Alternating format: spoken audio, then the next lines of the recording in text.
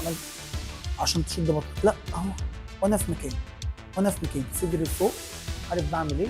اشد اللور باك، اشد الجلوتس، ابعد رجليك عن بعض، اشد اللور باك، خلي الصدر بتاعك لفوق.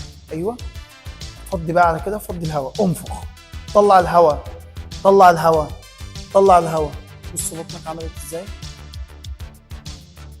جامد قوي ما شاء الله. عاجبني ان انت ما بتشدش اوفر، في ناس بتشد اوفر كده فيبان ان هو مش طبيعي، لا انت شايف راجع بيها والجلوتس معاك، بس مش محتاج تنزل. انت بتنزل ليه؟ بتنزل بيبقى شكلها غريب قوي، اللي هو انت بيبقى طولك معين فجاه انت قصرت، فانا مثلا كحكم ايه ده؟ في ايه؟ ايه اللي بيحصل؟ فاهم؟